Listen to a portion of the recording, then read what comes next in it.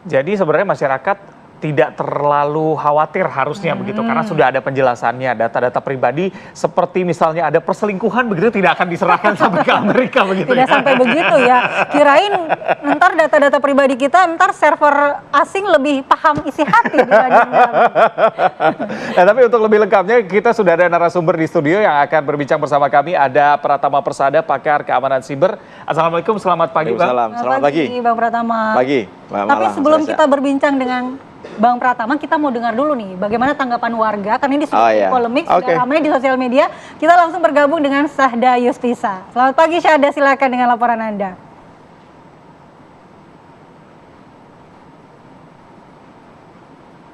Di Kumala, Reza, dan juga pemirsa, benar sekali bahwasannya pemerintah Amerika Serikat tepatnya pada 22 Juli lalu ini merilis salah satu perjanjian dagang resiprokal yang memang telah disepakati oleh negara Indonesia, dan salah satu poin persyaratan di dalam perjanjian tersebut adalah meminta agar Indonesia menyerahkan data pribadinya kepada Amerika Serikat. Nah, ini dia yang akan kami tanyakan kepada masyarakat. Kira-kira masyarakat khawatir tidak ya terhadap hal tersebut, dan mereka setuju nggak sih terhadap hal tersebut apabila pemerintah yang masih saat ini dalam rangka negosiasi menerima hal tersebut. Nah, saat ini saya mau colek salah satu mahasiswa yang ada di salah satu kampus di sini. Sudah ada dua nih yang lagi ngobrol. Halo, selamat pagi kakak, maaf ganggu waktunya. Dengan kakak siapa ini kalau boleh tahu? Riza. Ini dengan kakak siapa?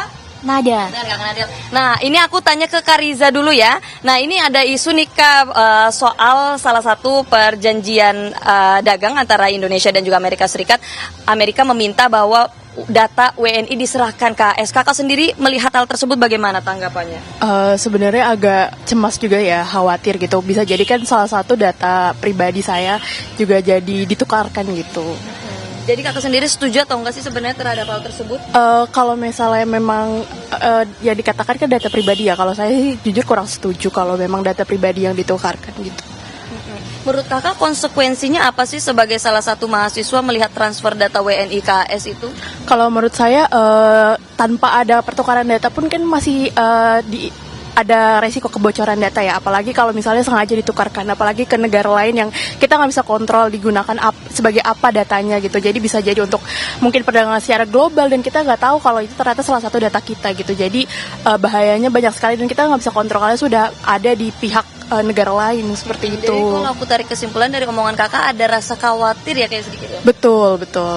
Nah, harapannya sih kak buat pemerintah terkait hal ini kira-kira apa? Lebih mengkaji lagi sih terkait perjanjian ini, apakah lebih banyak benefitnya untuk warga Indonesia atau memang banyak resikonya gitu, karena kan negara sendiri juga bertanggung jawab atas data pribadi dari warga-warganya begitu. Oke, makasih Kak Riza. Ini aku bergeser nih ke Kanadel.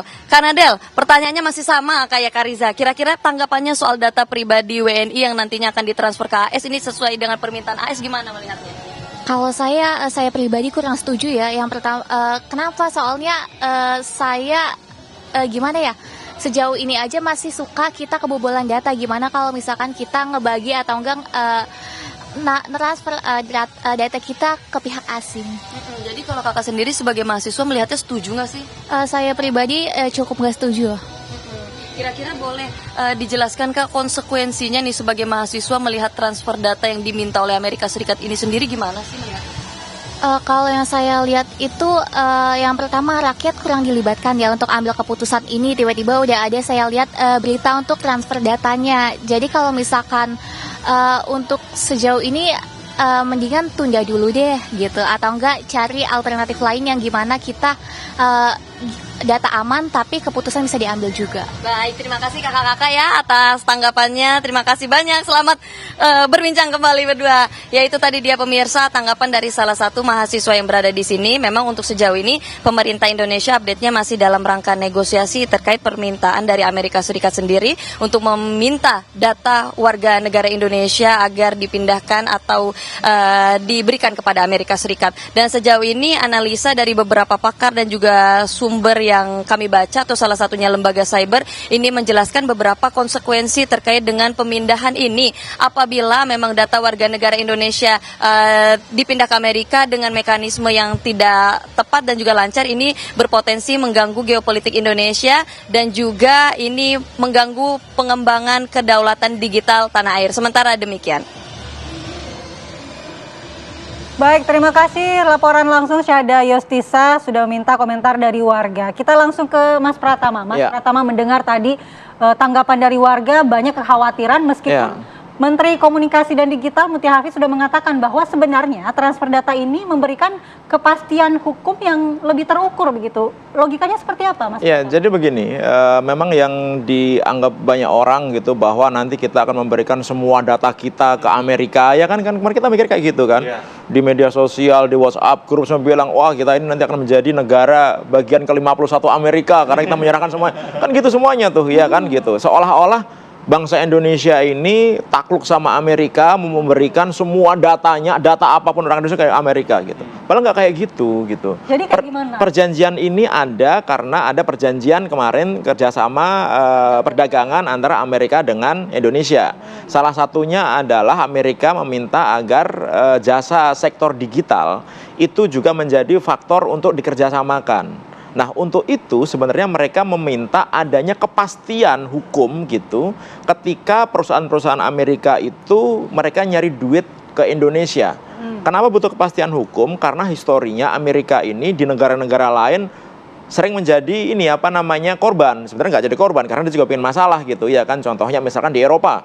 Di Eropa itu ketika misalkan Facebook dia menyalahgunakan ada beberapa data masyarakat Eropa gitu untuk diberikan iklan dan lain-lain.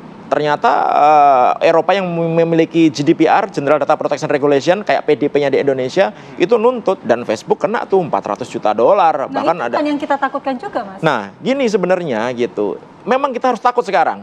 Saat ini kita harus takut. Kenapa? Karena kita nggak bisa melindungi data kita ketika ditransfer ke luar negeri. Kenapa? Karena kita belum punya regulasi yang cukup, kita belum punya badan otoritas yang kuat untuk melindungi data masyarakat Indonesia ketika ditransfer ke luar negeri gitu.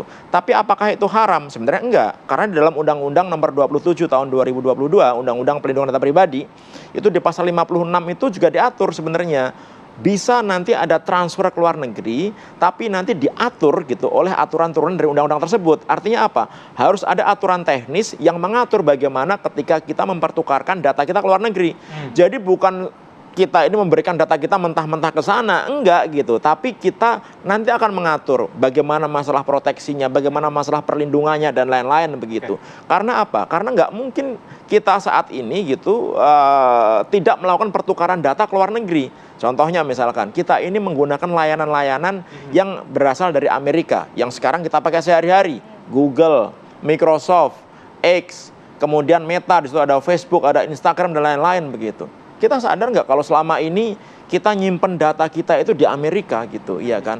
Tapi ketika data kita ini dimanfaatkan oleh mereka, kita nggak bisa nuntut. Contohnya di tahun 2016, ada 1 juta lebih data orang Indonesia dimanfaatkan untuk kampanyenya Donald Trump saat itu. Ketahuan nih gitu. Kita ngirim polisi waktu ke sana, tapi apa hasilnya? Nggak ada. Kita nggak bisa nuntut apa-apa. Kenapa? Karena kita belum punya regulasi yang cukup kuat.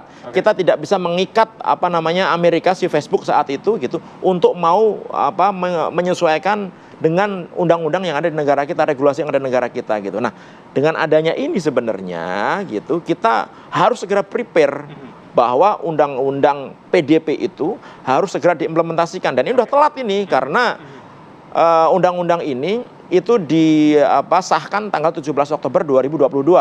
Dikasih batas waktu 2 tahun untuk implementasi kan. Artinya 17 Oktober 2024 harusnya sudah jalan, peraturan pemerintahnya sudah jalan, Badan Pelindungan Data Pribadinya sudah jalan karena itu amanat undang-undang. Presiden itu diperintahkan untuk membentuk badan ini. Sehingga ketika 17 Oktober 2024 kita belum punya badan ini, sebenarnya Presiden melanggar undang-undang. Kenapa? Karena tidak menjalankan amanah Undang-Undang Nomor 27 Tahun 2022 ini. Nah, ini udah jalan lama nih, gitu. Nah, belum ada yang mikirin juga, gitu, ya kan? Nah, dengan adanya hal ini sebenarnya kesempatan buat kita bahwa, ini data masyarakat ini perlu dilindungi loh. Data masyarakat ini perlu diproteksi loh gitu. Tapi siapa yang bertanggung jawab untuk memproteksi? Saat ini kita ada Badan Siber dan Sandi Negara misalkan. Tapi dia memproteksi keseluruhan gitu, keamanan cyber dan lain-lain. Tapi untuk data privasi, siapa melindungi? Belum ada. Sehingga ketika data kita dipertukarkan, digunakan sewenang-wenang. Contohnya misalkan kita dikirimin iklan, kita buka e-commerce tiba-tiba kita dapat iklan yang apa namanya nggak kita inginkan sebenarnya gitu. Kita nggak bisa nuntut. Nah, oleh karena itu regulasi ini digunakan untuk melindungi masyarakat kita.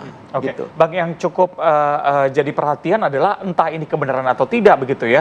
Tapi Payment ID ini akan diluncurkan 17 Agustus nanti sebagai untuk membaca data keuangan dari masyarakat begitu ya. Sebelumnya Donald Trump juga sempat mengatakan bahwa yang menjadi perhatian dari pemerintah AS adalah penggunaan kris dan juga GPM.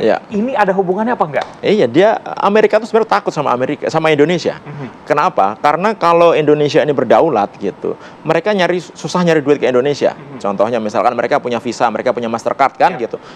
Bertahun-tahun yang lalu kita basisnya menggunakan itu. Sekarang kita menggunakan GPN, kita menggunakan QRIS dan lain-lain begitu. Sehingga ketergantungan kita terhadap asing itu lebih berkurang gitu. Nah, memang tujuannya negara kita harus seperti itu, termasuk juga kedaulatan data.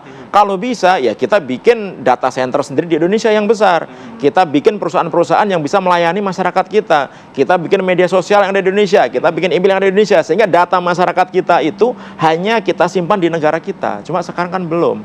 Tapi kita harus mengarah ke sana. Kalau seperti itu ya kita enak, nggak usah peduli kita sama negara lain gitu. Nah, selama kita masih menggunakan layanan services dari negara-negara lain termasuk Amerika, artinya kita pasti akan mempertukarkan data kita ke sana.